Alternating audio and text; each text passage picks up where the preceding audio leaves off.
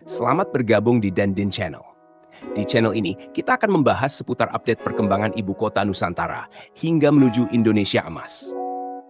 Pada hari Rabu, tanggal 9 Oktober 2024, PACE 99 memberikan liputan terbaru terkait perkembangan pembangunan Jembatan Dirgahayu di Ibu Kota Nusantara, IKN, tepatnya di ruas jalan tol segmen 5A.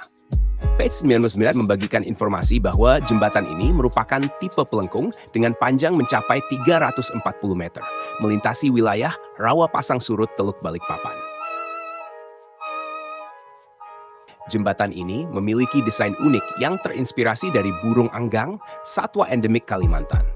Bentuk paruh burung ini diadaptasi menjadi pangkal lengkung jembatan, sedangkan jambul burungnya dijadikan ornamen di bagian atas jembatan, memberikan kesan megah yang merepresentasikan kekayaan alam dan budaya Kalimantan.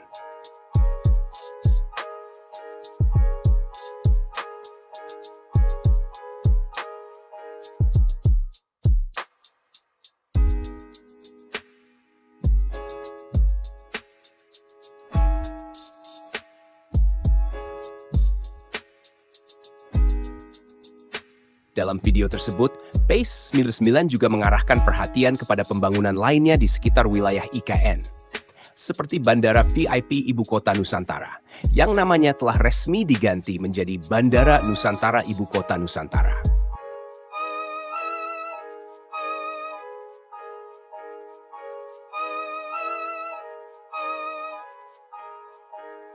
PACE 99 mengakhiri liputan dengan harapan agar proyek pembangunan ini dapat terus berjalan lancar tanpa hambatan dan meminta dukungan dari para penonton untuk terus mengikuti perkembangan proyek besar ini.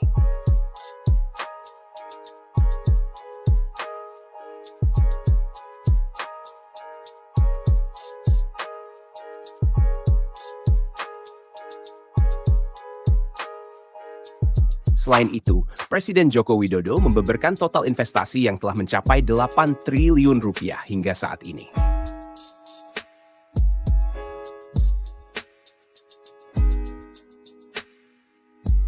Meskipun target investasi di IKN sebesar 100 triliun rupiah belum sepenuhnya tercapai, Presiden tetap optimis bahwa target tersebut dapat diraih pada tahun 2024. Investasi yang masuk juga diseleksi dengan ketat, memastikan hanya investor yang serius yang diberi kesempatan untuk berinvestasi di proyek besar ini.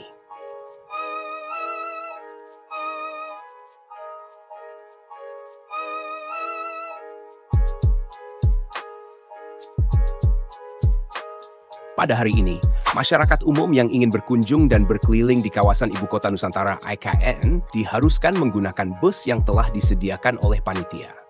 Pengunjung tidak diperbolehkan menggunakan kendaraan pribadi dan akan diangkut dari area istirahat yang sudah disediakan. Dalam video terbaru yang dirilis, pengunjung yang datang dari Samarinda berbagi pengalaman mereka selama 3 jam perjalanan hingga tiba di rest area IKN. Mereka menyoroti berbagai fasilitas yang tersedia, termasuk tempat makan dan area ibadah seperti musala dan toilet. Harga makanan di rest area cukup terjangkau, dengan air mineral seharga Rp6.000, bakso Rp15.000, dan kelapa muda seharga Rp15.000. Selain itu, pengunjung juga bisa membeli kaos sebagai oleh dengan harga mulai dari Rp80.000. Setelah istirahat, para pengunjung diantarkan menggunakan bus menuju kawasan IKN. Fasilitas bus dikatakan nyaman, dengan AC yang dingin, mirip dengan bus Transmedan. Selama perjalanan, pengunjung dijelaskan aturan-aturan kunjungan, seperti larangan merokok dan membuang sampah sembarangan. Sesampainya di kawasan IKN, pengunjung berkesempatan untuk melihat langsung perkembangan pembangunan tahap pertama IKN yang ditargetkan selesai pada tahun 2045. Mereka juga menyoroti beberapa bangunan yang masih dalam tahap pengerjaan, jalan-jalan yang masih diperbaiki, serta hotel pertama yang dibangun di kawasan IKN. Setelah berkeliling kawasan IKN, para pengunjung kembali ke rest area menggunakan bus yang beroperasi setiap 15 menit. Pengalaman mengelilingi kawasan IKN memberikan gambaran jelas tentang bagaimana IKN sedang dalam proses menuju penyelesaian. Dengan harapan pembangunan ini dapat memberikan manfaat besar bagi masyarakat sekitar dan seluruh Indonesia. Video ini memberikan panduan lengkap bagi mereka yang ingin mengunjungi kawasan IKN Nusantara, memberikan informasi penting mulai dari fasilitas hingga aturan kunjungan.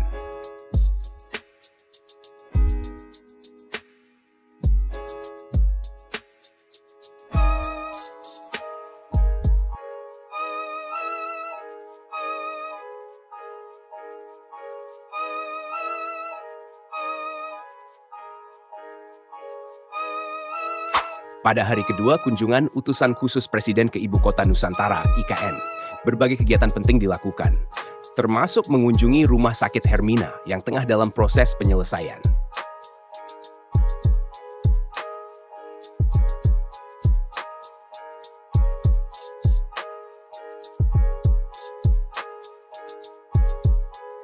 Kunjungan ini melibatkan berbagai ahli dari akademisi hingga pelaku dunia usaha untuk meninjau progres pembangunan dan memberikan masukan terkait langkah strategis ke depan.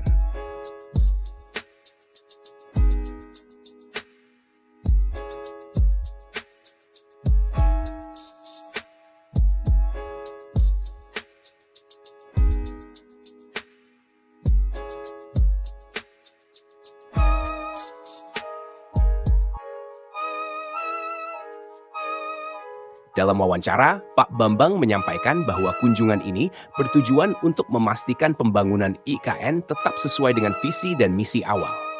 Tim ahli yang terdiri dari para guru besar dan perwakilan dunia usaha juga terlibat dalam pengkajian menyeluruh untuk mendukung keberlanjutan proyek ini.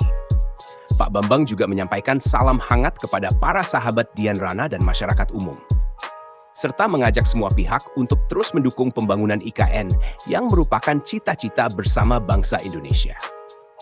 Setelah kunjungan ke Rumah Sakit Hermina, tim berkeliling melihat kondisi ruangan-ruangan, termasuk VIP room yang masih dalam proses penyelesaian. Saat ini, pembangunan masih berlangsung, terutama di bagian instalasi dan fasilitas. Namun diharapkan rumah sakit ini segera beroperasi penuh dalam waktu dekat. Pak Bambang menekankan pentingnya keseimbangan antara pembangunan fisik dan non-fisik di IKN. Ia menyebutkan bahwa selain infrastruktur, pengembangan sumber daya manusia juga sangat penting. Peningkatan keterampilan dan penyesuaian kemampuan dengan peluang ekonomi di kawasan ini menjadi fokus utama agar masyarakat sekitar bisa terlibat langsung dalam pembangunan IKN. Kunjungan ini diakhiri dengan presentasi dari tim ahli yang memberikan masukan terkait aspek ekonomi, sosial, dan penulisan laporan. Laporan ini nantinya akan diserahkan kepada Presiden serta Presiden terpilih, dengan harapan pembangunan IKN terus berjalan sesuai rencana. Terima kasih telah menyaksikan update terbaru dari kami. Jangan lupa untuk like, comment, dan subscribe agar tidak ketinggalan berita dan update menarik seputar pembangunan dan infrastruktur di Indonesia. Saya Dandin, sampai jumpa di video selanjutnya.